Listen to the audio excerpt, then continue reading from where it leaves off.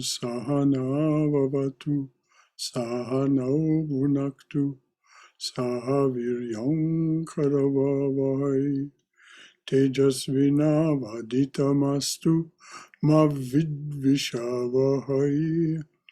Om Shanti Shanti Shanti.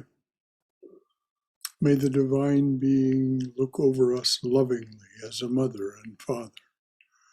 May the Divine Being support and nourish us as a mother and father. May we have the strength and skill to study together the art of spirituality. May no misunderstandings arise amongst us. Om, peace, peace, peace be unto us and to all beloved beings everywhere. So we're studying Swami Vivekananda's talk, The Atman, which just coincidentally, it was discovered he delivered on February 2nd, 1896, to the Brooklyn Ethical Association. So I think why in the earlier part of the talk there was so much discussion of ethics versus religion. In any event, we'll probably go on to the next chapter. We may finish this one this evening. All of this, of course, collected in Swami Vivekananda's book, Jnana Yoga.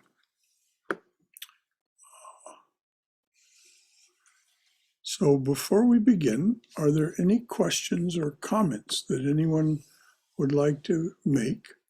Comments from your own perceptions, your own wisdom, or any kind of concerns or questions that you'd like to raise based on what we've been reading and discussing so far.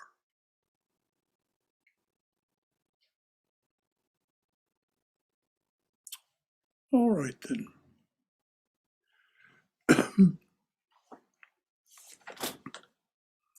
These are the salient points of the 3 steps which Indian religious thought has taken in regard to God. We have seen that it began with the personal, the extracosmic God. It went from the external to the internal cosmic body, God immanent in the universe, and ended in identifying the soul itself with that God and making one soul a unit of all these various manifestations in the universe. I'm going to read that last because that's where he's going to go on from. It ended in identifying the soul itself with that God and making the soul a unit of all these various manifestations in the universe. This is the last word of the Vedas. It begins with dualism, goes through a qualified monism, and ends in perfect monism. We know how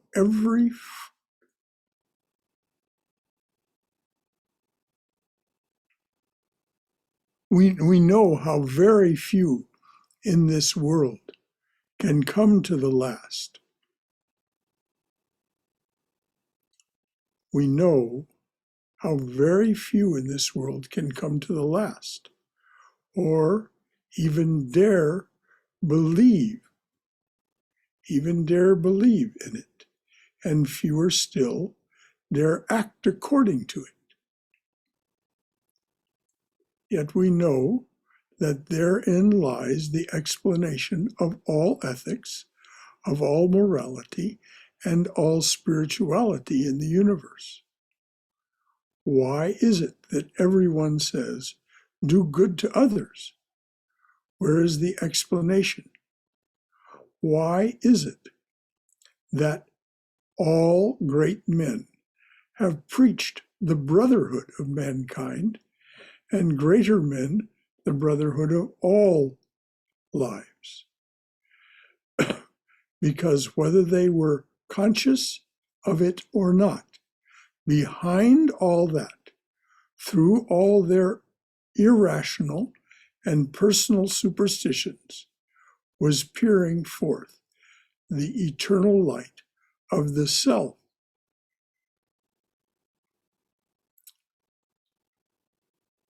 Of the self, denying all manifestations and asserting that the whole universe is but one.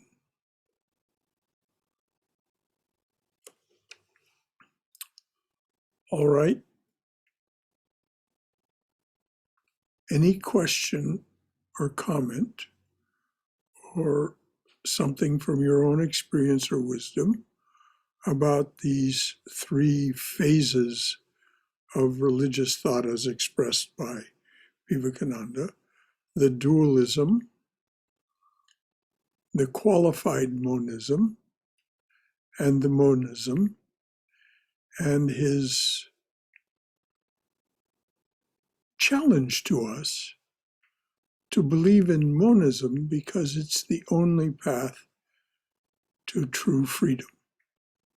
Anything at all from anyone about any of that?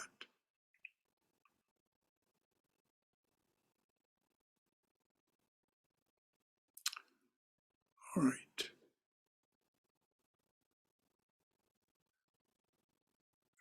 And it's not manifestations. The eternal light of the self denying all manifoldness and asserting that the whole universe is but one. Again, the last word gave us one universe, which through the senses we see as matter, through the intellect as souls, and through the spirit as God. To the man who throws upon himself evils, which the world calls wickedness, and to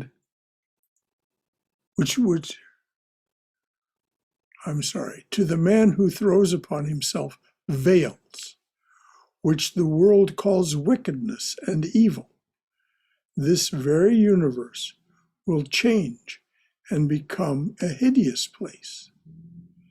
To another man who wants enjoyments, this very universe will change its appearance and become a heaven. And to the perfect man, the whole thing will vanish and become his own self. Now I'm going to repeat that because this is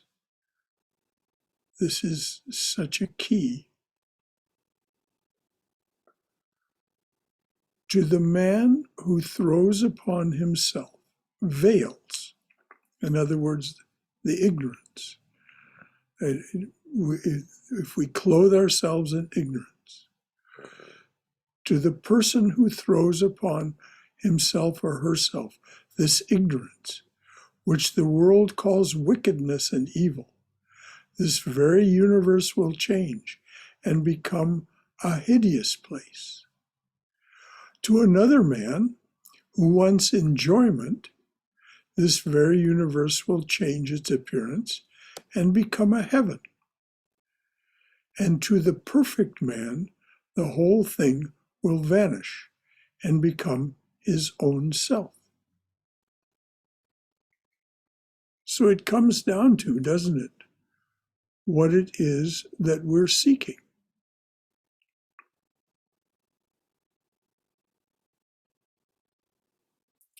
So is there anything from anyone? It's very important that we get this all clear before we go on, because the Swami is about to conclude here.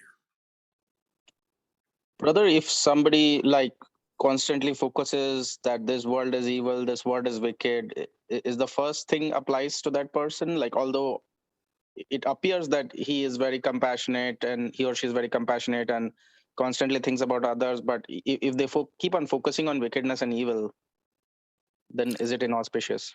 Yes, very inauspicious. Sri Ramakrishna says, if you constantly think about sin and talk about sin or the evils, you will become that. You become your thoughts, as a man thinketh, according to the scriptures. As Goethe put it so beautifully. You know, the personal pronoun, of course, is a factor of his time, or the noun, the personal noun. A man sees in the world what he carries in his heart. A man sees in the world what he carries in his heart. So if we're focusing, as you said, Rajiv, on the negative, that's what we're carrying in our hearts. Even though we may behave in a different way outwardly, what Sri Krishna says in chapter 5 is that person must be called a hypocrite. And of course, hypocrisy is inauspicious.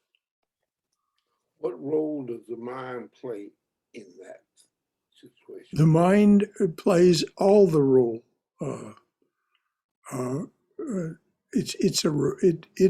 It reflects what's in the heart and gives it expression.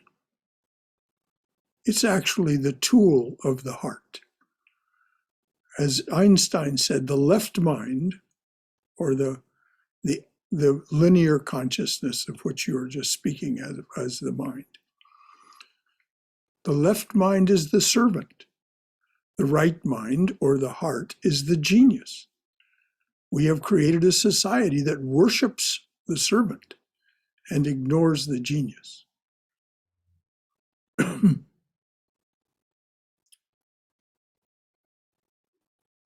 So we've enforced on ourselves, or at least the attempt is there to enforce on us, to be drones, to be those who produce and consume. And that's the end of it. So the mind gives expression to what is carried in the heart.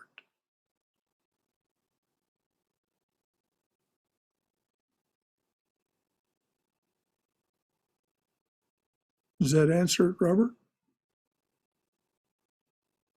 Good, okay. Anything else from anyone? These are excellent questions. Okay.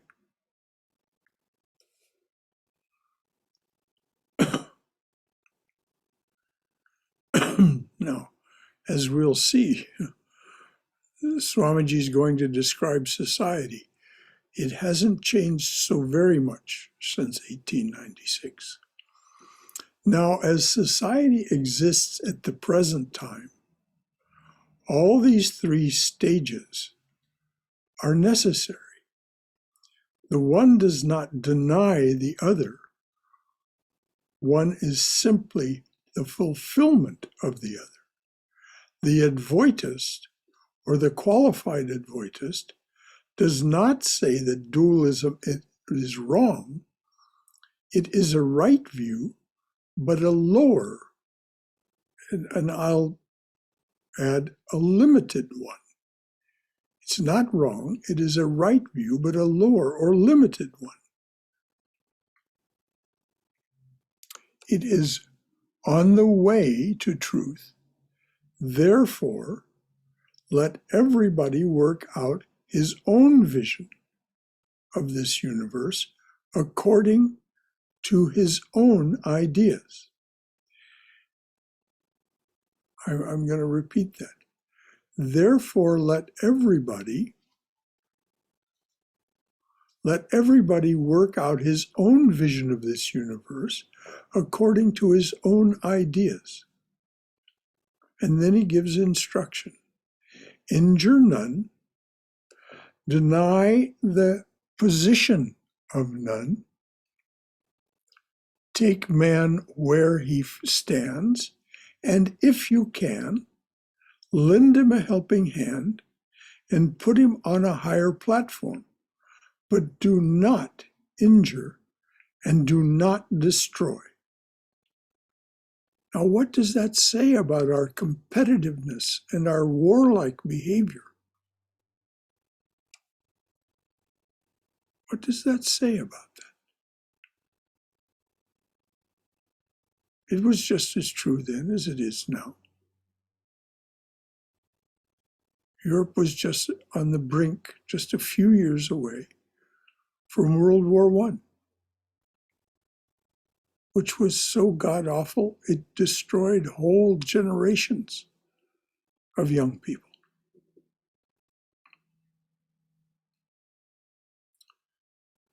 So I'm going to read that again, his instruction.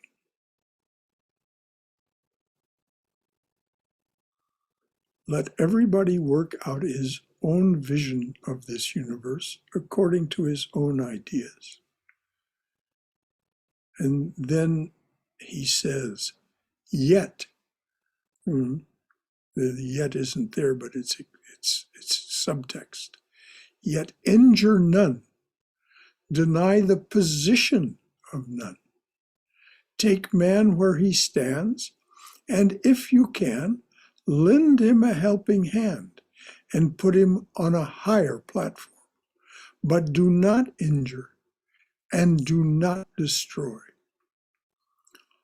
All will come to the truth in the long run. Then he quotes from probably, I think it's from the Gita. When all the desires of the heart will be vanquished, then this very mortal will become immortal. Then the very man will become God.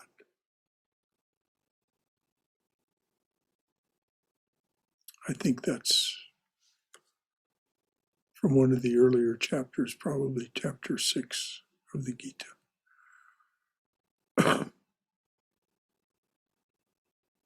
So that's the end. I'll read it again. Let everybody work out his own vision of this universe, according to his own ideas. Injure none. Deny the position of none. Take man where he stands, and, if you can, lend him a helping hand and put him on a higher platform. But do not injure and do not destroy. All will come to truth in the long run. Quote, when all the desires of the heart will be vanquished, then this very mortal will become immortal. Then the very man will become God.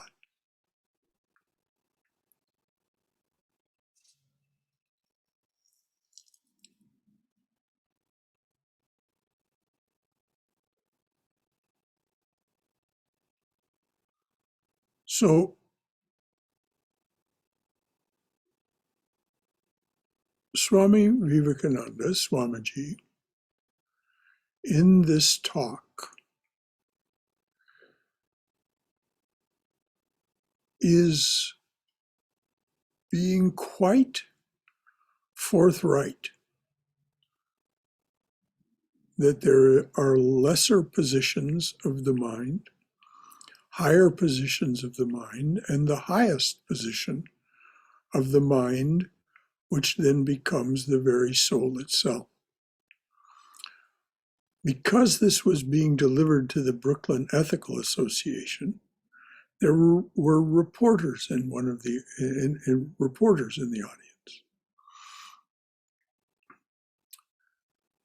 One of the reporters said to Swamiji, Hinduism is not thought of as a proselytizing religion. Swamiji thought about this for a moment. He reflected on it, And he said simply this: I have a mission to the West, as Buddha had a mission to the East. So we're hearing Vivekananda speak in that missionary spirit.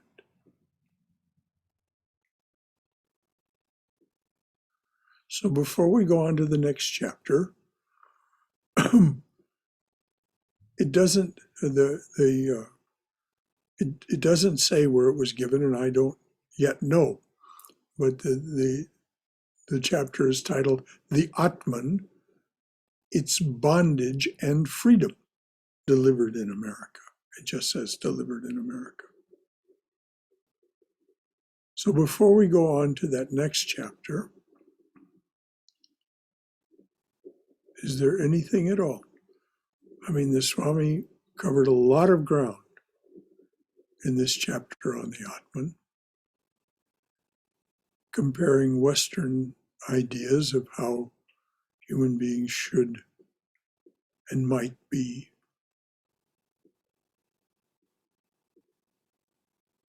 So, anything at all that you'd like to talk about? I mean, this is a class, not a lecture. It's a class about these talks. Brother Shankara, this is Haima. Yes, Haima. I can see Swamiji took an active role in the past of the book, showing us the soul, Atman is the God. And now he's telling us, he took a very practical or passive role as let it be, whoever, injure none, deny the position of none, just take people for what they are. That's it. And lend him a helping hand. Just back up, type of very passive position there. He's trying to teach us, I think, don't argue and don't impose your knowledge on others. Oh, Is by that all what it means. is? Is that what it is he's trying to tell us? By all means, yes, dear. Even though he was, as the reporter noted, proselytizing. He says, don't impose this on anyone. Exactly. That's okay. And Even if you believe it. Yes. Don't go to someone and say, you're wrong and I'm right. No. It doesn't work. I know that. That's right. But he was speaking as a missionary. Yeah. No two ways about it. It's almost like all religions point to the universality of oneness. Buddhism, Jesus Christ said, kingdom of God is within you. And Krishna said the same thing. Swami is repeating it to us over and over and over. Yes. Find yourself. And he's saying, if you want the greatest opportunity for freedom, you might want to dare to believe the Advaita position, which is true. What essentially that became his mission. Thank you, Brother Shankara. This is great. Thank you. Brother, on the other side, let's say it's not like a religion versus religion, but like let's say that you have a friend and they're immersed in like worldly entanglements and they are suffering because of it, and they sort of come to you for like not help, but sort of that they're coming to you for help, although they don't directly say it. And at that time, I often want to talk about these things and introduce them to sort of meditation, spirituality, but there's a fear that when you talk about these things to normal people, they think you're mad and they start avoiding you. Well, Rajiv, you've hit on a very important point, and Swami Prabhavananda, my guru, addressed it directly this way. He said, people have a right to their pain and suffering. Do not try to remove it. Sustain and support. So, if you are your own best friend and admit of your own failings and your own ignorance, which is what Holy Mother says, focus on that, not on the failings and ignorance of others. But if you are your own best friend and admit of your own failings and ignorance, but forgive yourself for them and support and sustain yourself, then when someone comes to you this way, you can try to discern what it is that they really want in the way of support and sustenance. And as Swami Vivekananda just said, however you can, lend them a helping hand. But as you're absolutely right, most people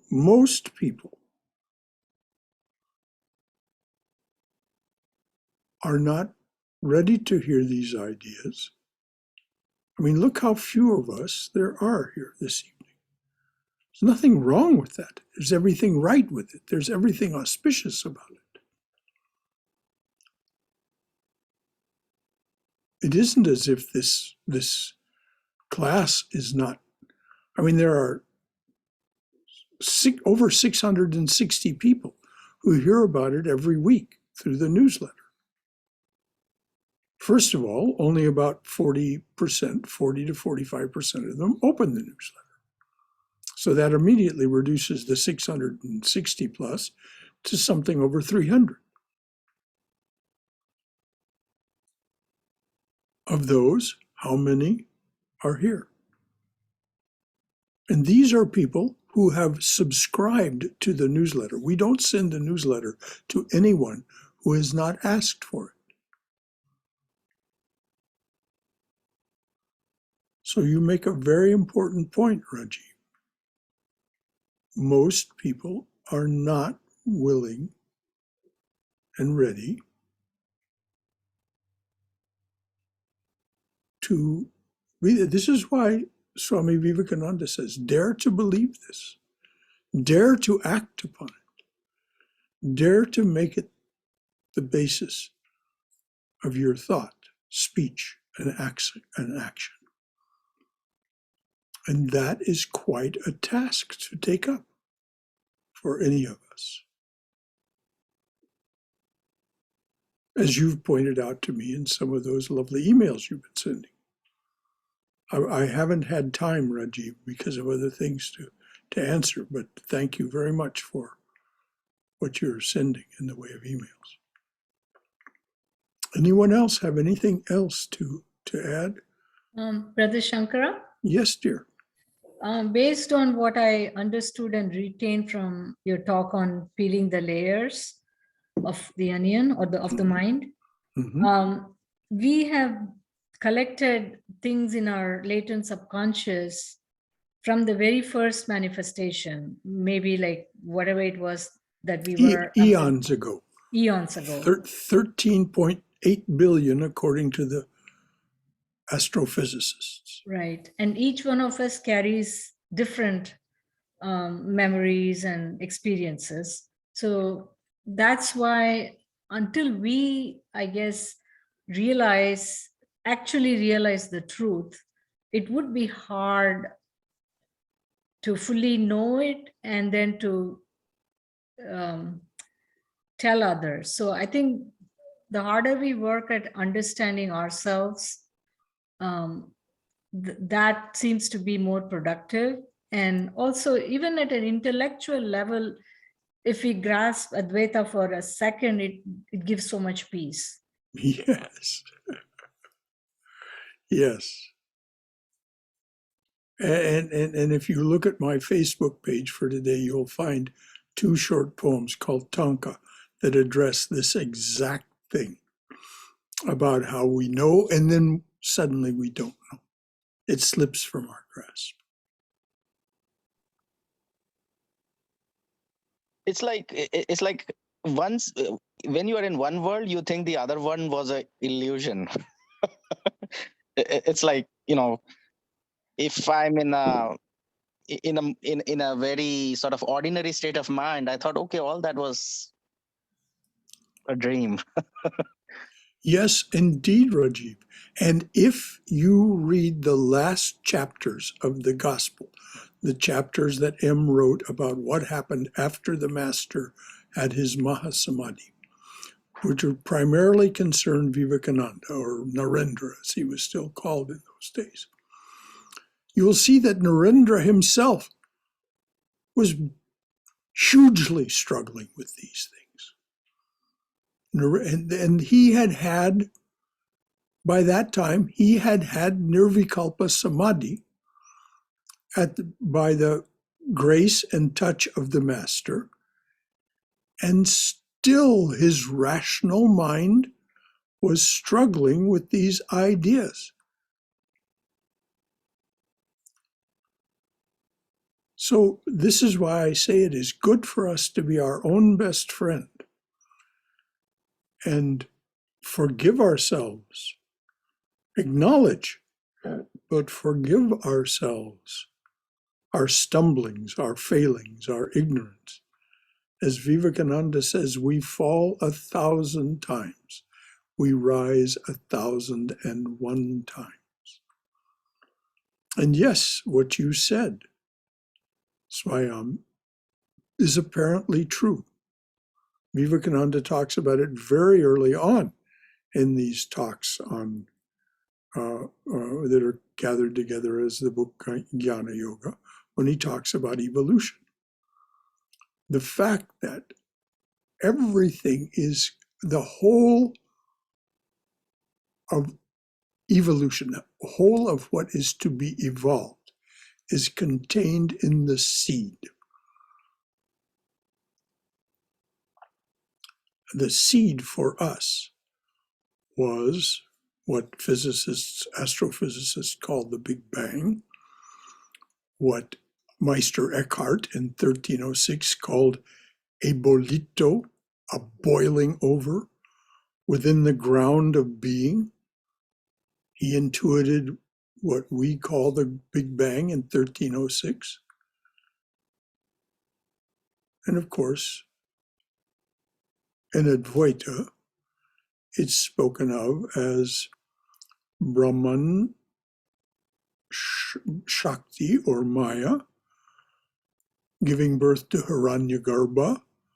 Hiranyagarbha doing this boiling that Meister Eckhart intuited, and finally no longer able to contain it, it boils over or bursts forth, and the result is Jagat.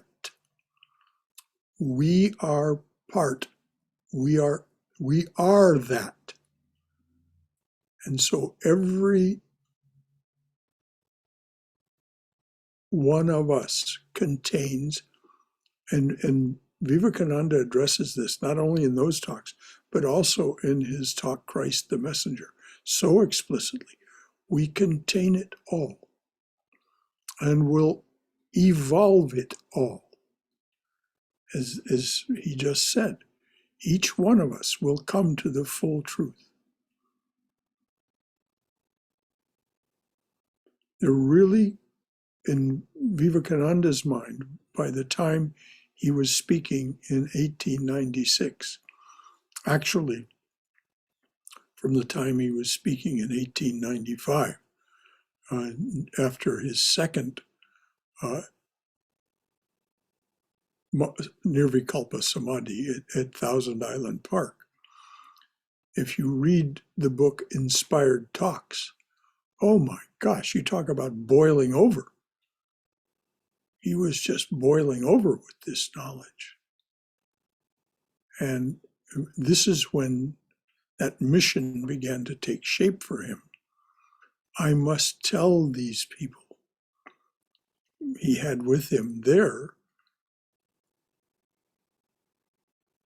12 in the beginning.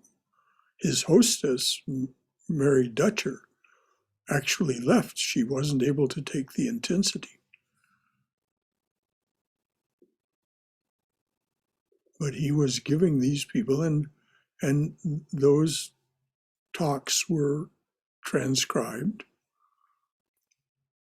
It's a bit fragmentary, but if you want to read something really interesting, read Swamiji's, the book published as Inspired Talks by the Ramakrishna Vivekananda Center of New York, the East Side Center, which owns Thousand Island Park. And those transcriptions found their way into the Swami's hands, the head Swami there.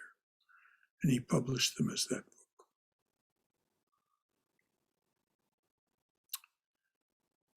Anything else from anyone? Can I ask a question? Of course, dear. Yes, okay, in regards to the section that says, to the man who throws upon himself veils, which the world calls wickedness and evil, this very universe will change and become a hideous place. I was wondering, how does this apply to situations where the being could not have thrown upon itself evil, like in the scenario of a baby with a terminal illness, or even in nature when things get like eaten alive, it seems like such a horrible evil that they could not have cast upon themselves. I wonder if there was an answer to that.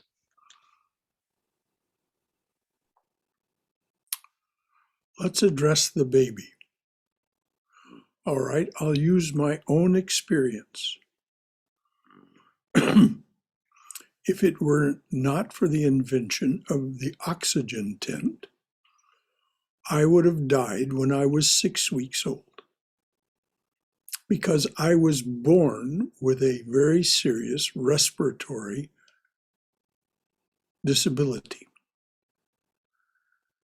That, of course, was seized upon by some bacteria, and I became very ill.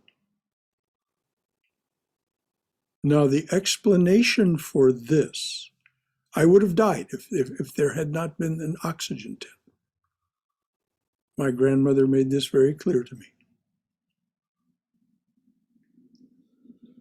And of course, before the oxygen tent, many children did die, and they still die because there haven't been the inventions required to keep them alive. It was my karma. This is the explanation. Now, Roberto, I'm not saying you have to swallow it. I'm not saying that this is the explanation. I'm saying it is the explanation offered to us by the tradition we follow. Certainly, Sri Krishna explains it in detail in the Gita. Sri Chaitanya, the great avatar and teacher of the late 14th and early 15th centuries, also spoke of it. Jesus Christ spoke of it. As ye sow, so shall ye reap. And, of course, Sri Ramakrishna, and for that matter, Vivekananda, totally endorse it. Now, if you want to understand it in some detail, there is a book it's the collection of either 3 or 4 lectures by Swami Vivekananda, another direct disciple of Sri Ramakrishna. These lectures were delivered at the University of California at Berkeley in the 19-teens. I don't remember just what year. But it's called The Doctrine of Karma, Swami Vivekananda. You can find it online.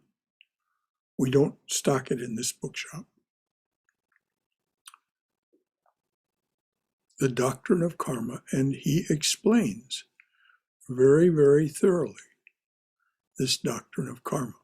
It's also very thoroughly explained by Swami Vivekananda, but so to speak in bits and pieces in the early talks that are collected together as the book that you purchased the other day, Jnana Yoga. So it would be in the early, where he's explaining Maya and evolution. Is that a sufficient answer, Roberto? Yes, but maybe if I could just follow it up. Yes, please. I agree that the consequence of, say, something that seems unjustified, like the terminal illness of a child, is the result of karmic action in some way. I agree with that, but is then the solution to get rid of karma, because ultimately it could lead to something negative, and that is to be avoided? The explanation for what you were just saying, that is an excellent question. Have you finished the question, first of all? Well, I was just going to finish it off by saying, by getting rid of karma, I mean in the act of death or not reproducing. Is that ultimately the answer that they're offering, to get rid of karma? No. If you want the answer that is offered, it is best expressed in chapters 4, 5, and 6 of Bhagavad Gita. And the answer is to live life sacramentally, to offer everything, every experience, every action, every thought, every perception, offer it to the divine, because the underlying principle is that the divine is the author of it. The self that the Swami was just talking about, the self as the self with attributes, is what exists within Maya, or manifestation.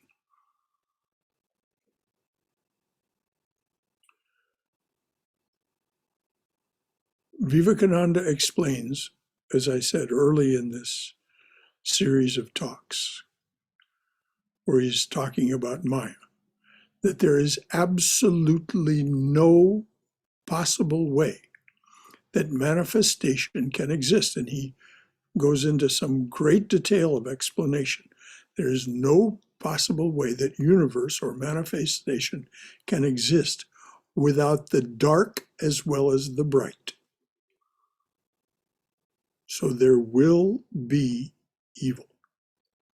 There will be dark karma. It's inevitable.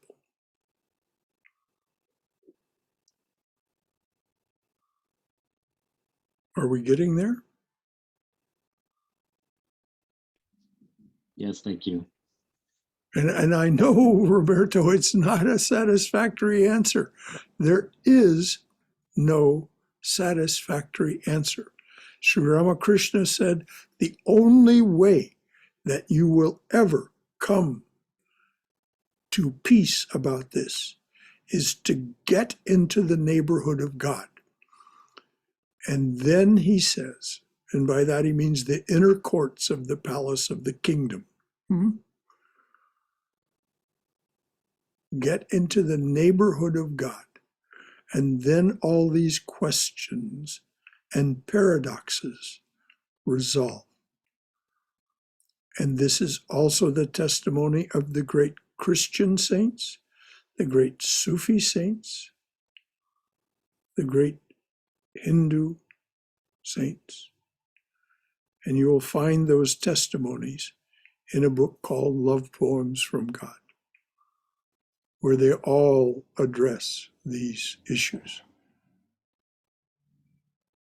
And it's very illuminating to see their answers, because they've all been in the neighborhood of God, as Sri Ramakrishna put it. So it means doing the interior work, which Swayam was, alluding to earlier, which is essentially, it's if you want to know what she was referring to, it's online, the talk, Peeling the Onion of the Mind, which is a metaphor used by Sri Ramakrishna. And what we come to, if we take away layer after layer of our experiences, our active consciousness, our latent waking awareness, our active subconscious, our latent subconscious. If we peel those layers away, we find at the last, there is only the self. There is no, the reflection that we think is the truth of ourselves. The reflection is simply an illusion. But we come to this insight, and then it slips away from us until it doesn't. This is what we're told. And I'm still in that state myself. Please understand. And if you want to know what I mean, I have a public Facebook page. You can go to my Facebook page, and there were 2 tankas posted there today. Tankas are short poems. 2 tankas posted there today that speak about this very thing.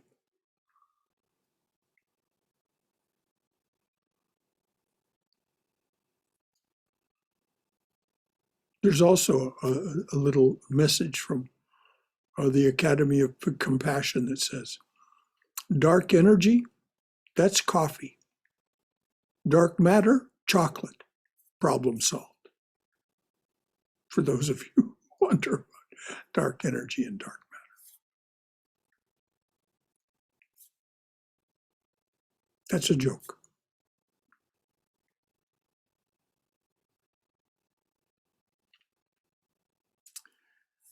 How are we doing for time?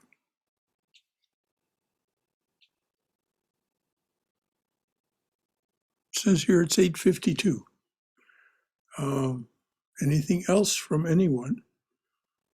Rather than start the next talk, I'd just sooner us continue this conversation.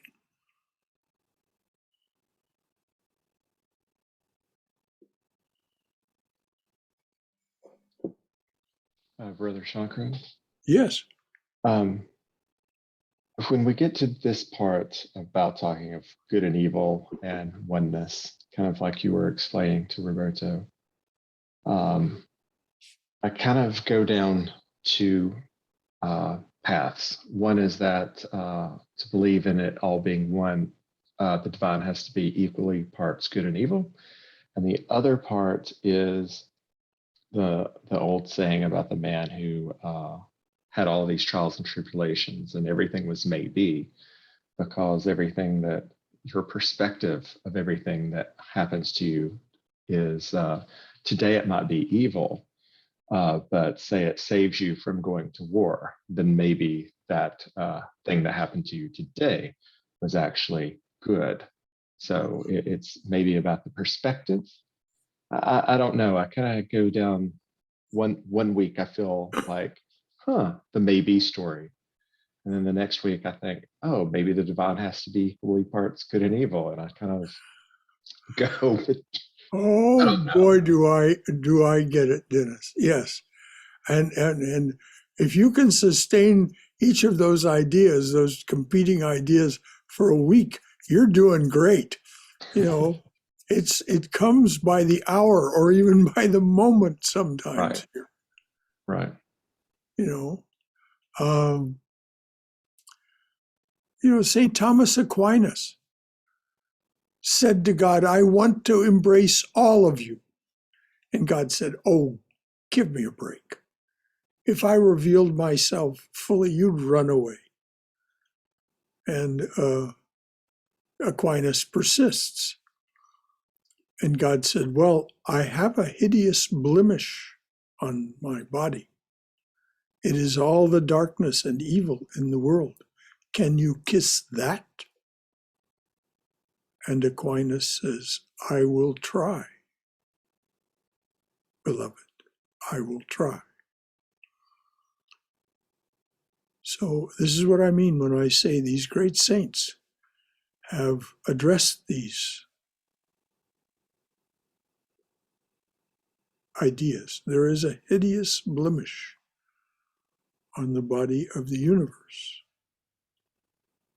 And it is all the pain and darkness and evil. and we kiss that.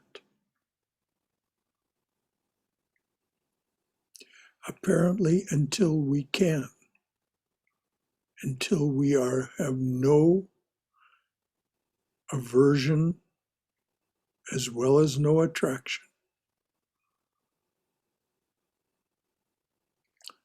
then we're still on, and of course appropriately, the horns of the dilemma, trapped in the paradox. We must come to the end of all aversion as well as the end of all desire. And that's the Swami just referred to that. Let me just go back and read it.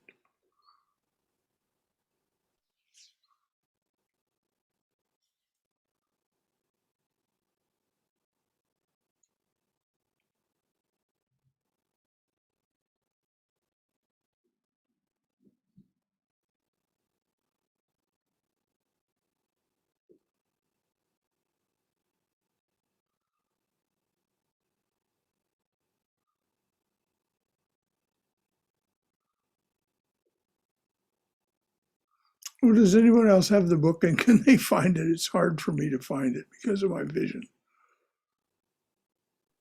Which page, Brother Shankara? Is it in the Atman? Yes, it's toward the end, right toward the end.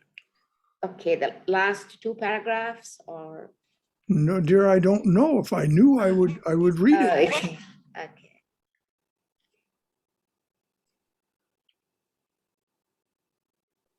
What was the What is keyword? this? Aversion.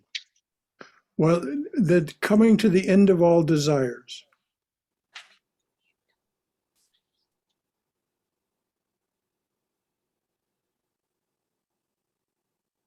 I think it is the very last line. When all the desires of the Yes. heart will be vanquished, There we are. then this very mortal will become immortal. Then the very man will become God. Thank you, dear. Yes, that's all. And it is, I believe, a quote from the Gita. When all because it's in quotation marks, when all the desires of the heart will be vanquished. Now, desires, he would also say aversions, which is just the mirror of desire. When all desires of the heart will be vanquished, then the very mortal will become immortal.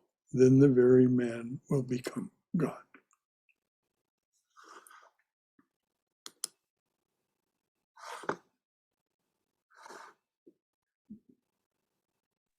Brother, I remember like in one of the classes, like I said that like whenever something good happens, like 10 times bad is produced, and then you mentioned that it's equal parts. And then I thought, what is this business about Satyuga and Kali Yuga? And then I thought, okay, today I see there is more evil, so maybe there is something else. And then I thought, okay, maybe the quantity of evil is more, but the quality of the quantity of good, although less, is extremely high. And then I thought, maybe actually Kali Yuga is more spiritual than Satyuga, because the quality of good is increasing, although the quantity decreases. And it's almost like an experiment where Maya is trying to do some experiment and trying to refine the good that she is producing in this world. And in order to maintain it consistent, she has to decrease the quantity. I don't know, I'm just making things up probably, but Well, that's interesting speculation that you're doing, Rajiv. But the thing about Kali Yuga, you pointed to something very, very important, and that is that though the darkness is very intense, it is very thin. It's like you're standing in front of a wall, what appears to be a wall, but it's made of black crepe paper. Now, the thing about crepe paper is this black crepe paper, it completely obscures the light. There's no two ways about it. But if you just wet your finger and put it against that crepe paper, it makes a hole. Now, the wetting your finger and putting it against the crepe paper is a metaphor for what Sri Ramakrishna says: chant the name of the Lord sincerely. Call on God with one sincere tear, and your prayer will be answered. So that the darkness is very deep, but it's thin, and the light is just behind it. Now, what I meant, and perhaps didn't say very articulately the last time we spoke about this, Rajiv, is that there is an equal amount of good, or at least according to the formula of Swami Vivekananda. There is an equal amount of good as there is evil in this moment. It's just hidden behind this crepe paper. And Sri Ramakrishna said of himself, he said, I am the hole in the wall. You can look through me and see the light. Yeah, the Thanks. other aspect is also that although like in old ages we say it was Satyuga and people were so enlightened, but they used to practice a lot of things like discrimination against caste. And today, like in the most ordinary person, at least in the West, like the most ordinary person would shy away from publicly accepting that it's okay to discriminate. Most people, but that was not the case in the old times, wherein even when we see the Shankaracharya, and then maybe Shankaracharya did some lila to sort of teach people that discrimination is not right. But I think there's a story where he discriminated and then God came and... Rajiv, everything that we know of history, everything that we know that is recorded is within Kali Yuga. There are no records from before except in the scriptures, the Vedas, the ancient scriptures of the Hebrews, and certain other ancient scriptures that were largely wiped away when the Spanish conquered South America. Okay. So everything that we know of the times before this history began to be recorded is in things like the book of Genesis or the Vedas. But Krishna Bhagavan was in Dwapar Yuga, right? He was not in Kali Yuga. Exactly. And then in the Mahabharata, we do see that there was discrimination against Karna. And like there were so-called, so spiritually enlightened people like Bhishma who practiced the discrimination very, very clearly. Well, And they said, yeah. dear heart, I'm saying that's all within Kali Yuga. Oh, I mean, okay. Kali Yuga goes back at least 50,000 years. At least. That's the nearest I've been able to come up with, that it goes back at least 50,000 years. The records that we have that are not from these ancient, that isn't Shruti. The Shruti comes down to us from time immemorial. It was begun to be recorded or in times that are recorded in things like the Mahabharata and the book of Genesis and the books of Moses and so on. But before that, I mean, the estimates are various, but you look at Rama. And the story that's told in the Ramayanas, the oldest that's likely to be is 25,000 years ago, which was the end of something, the Silver Age. But it just doesn't seem possible. But this is where Sri Ramakrishna says, "Oh, please," he says, "don't worry about these things. Just take up what's in this moment and see what's here." He says, "Please don't concern yourself about these things." He says, "Ask Mother, and she will tell you everything you need to know. Ask the divine. If you don't like Mother, whatever aspect of the divine appeals to you. But ask." And Jesus says the same thing. "Ask and ye shall receive. Knock and it shall be opened unto you. Seek ye first the kingdom of God, and all else shall be added unto you, all wisdom and all righteousness."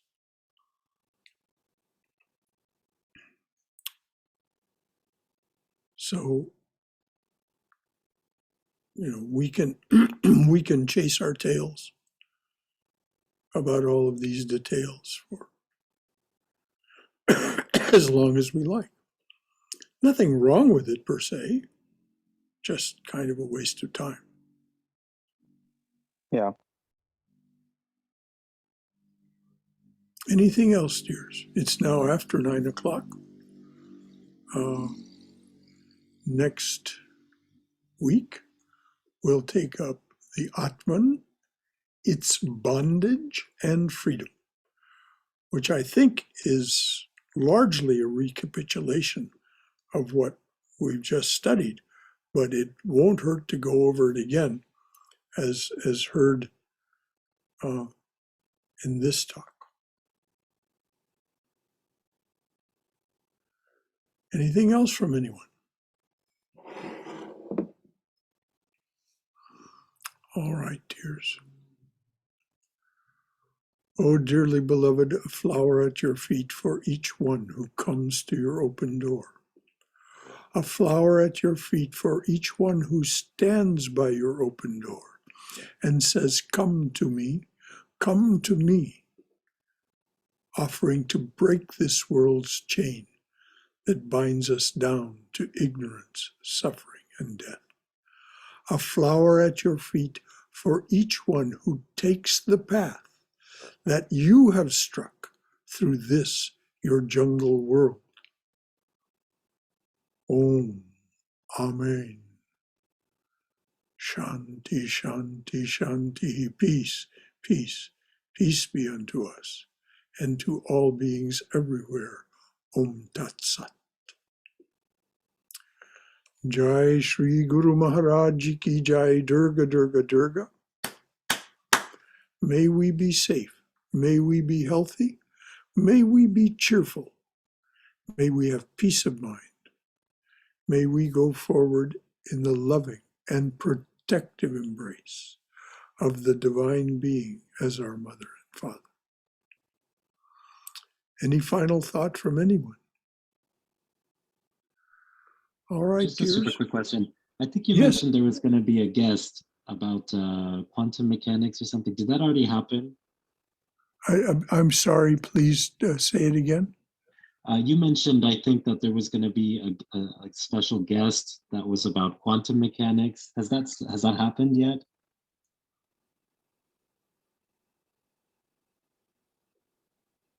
Roberto, you may be thinking of the webinar that just took place this last Sunday, where there was discussion of quantum mechanics by both the. There is someone that can come and speak with us, but not during this Omicron business. That's a an astrophysicist who just joined the faculty at Emory recently, Dr. Mitra. No, that's not his name. I've forgotten his name. In any event,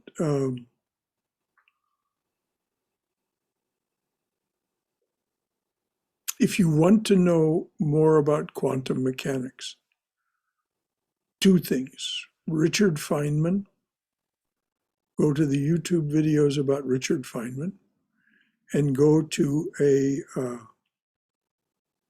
website called infinitepotential.com. Infinite potential. Those will give you some that'll shed some light on quantum mechanics. Okay, thank you. Brother Shankara? Yes, dear. Do you remember who it Yeah. is that Roberto's talking about? Yeah, I don't know. I think he may be referring to the Sunday talk that you were going to give, Modern Masters of Advaita.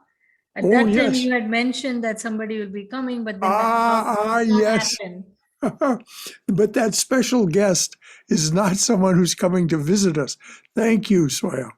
Yes, on the 30th of this month, there will be a talk, Modern Masters of Advaita, which features Swami Vivekananda, Ramana Maharshi, and Nisargadatta Maharaj. And I said there would be a special guest. Thank you, Swayam. But not a special guest that is coming to talk with us. It's the person that you'll find at that Infinite Potential website. He was very close to Krishnamurti, and I'm not going to say anything more about it. I don't want to, but anybody who really is just all that eager to know who I'm talking about, just go to that Infinite Potential website. You'll find it easily online. And there's a film and all that kind of thing. We're not going to show the film, of course, but this quantum physicist was totally persuaded of the monist point of view, of the Advaitist point of view. He saw it in the findings of quantum physics. Okay, Einstein did too. Einstein did too. He just said, I don't have the mathematics to prove it. He said that quantum physics, as it was at his time, which, extended up through the 50s. I think he was at the University of Princeton up through the 50s. And he continued to work on this problem and was a great admirer of the person who will be our guest speaker, so to speak, on the 30th. Thank you, Swayam. Thank you for remembering and putting that together for us. Anything else from anyone? All right. All right, dearest dears. Until next time, I should have my problem with the Kindle reader and Amazon's demand that we not have any privacy. That should be resolved by Saturday. And of course, by the time of our Saturday class. And of course, the only way to resolve it is to surrender to Amazon and do what they demand, because there's just no way around it. And they now have complete control of the Kindle app. So if you want to, and I found out interestingly, the books that are in the Kindle library on this computer are not owned by this place. They're owned by Amazon. And they're in the cloud for our use. And they can govern their use as they see fit. Such is the world of our prose. That's why I never purchased these Amazon Kindle books. I either download the PDFs or like maybe, you have, I don't know if you could buy PDF somewhere. I don't know either, dear, but all of the books that I have are not available on PDF, including How to Know God. I don't think that's available as a PDF. I have a PDF copy. I can send that to you. Of How to Know God? Yeah. Do you? Please do. How did you find your way to that, I wonder? I just Googled it out and found somewhere. I mean, generally the trick I use is I type the name of the book and then say file type PDF, and then something comes up. Now, these are publicly available websites, but I don't know like the how they post them there. That's it's publicly available. It sounds like it must be pirated, because otherwise it would be available through Vedanta.com, the publisher of that book. But I'll use it. So let's, but I'll let them know. I'll let them know. I mean, those people are my friends from decades.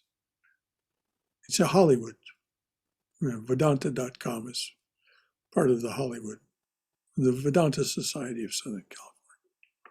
Oh, so Love Poems from God is okay. I thought it was a different. And there is for Swami Vivekananda's books, there is some No, this is How to Know God. How to Know God, the book we're studying on Saturday. Yeah, I have that copy. I can send that to you. Okay. Interesting. All right, dears. Anything else from anyone? But we need to know whether the author is translated by Christopher Isherwood and Prabhananda. There are so many How to Know God PDFs. Rajiv, do you have Mr. Isherwood's and Prabhananda's How to Know God? Oh, my bad. Sorry, I misheard that. Actually, it's not How to Know God. It is Love Poems from God. Well, Love Poems from God, that definitely would be a pirated edition. Yeah. But so it looks like I'm still faced with surrendering to Amazon in order to use the How to Know God Kindle. Thank you, Rajiv. All right, dears. Good night. Good night. Good night. Brother. Until Saturday, for those good night, Dennis. For those of us who choose to show up on Saturday, and then of course on Sunday. Oh, I'm glad that thought came to mind. On Sunday, there will be a Vivekananda puja, and before the puja, for those of you who weren't part of that webinar and didn't stay till the end, I will be reading an expanded version of the remarks that they asked me to prepare for that webinar, which is background on Vivekananda and why he did what he did here in the West. So, at 11 a.m. this coming Sunday, Vivekananda Puja, birthday celebration. The puja will be done by Aditya Chaturvedi from his home shrine, which is beautiful. It'll be zoomed from there, and I'll be speaking from here.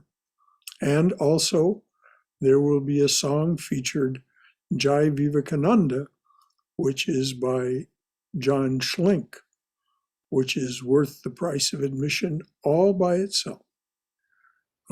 Jai Vivekananda, a beautiful song by the American composer, singer-songwriter John Schlink, who lived for the last 18 months of his life here with us at this monastery, and for the previous 53 years lived at the monastery of the Vedanta Society of New York, the West Side Center in New York.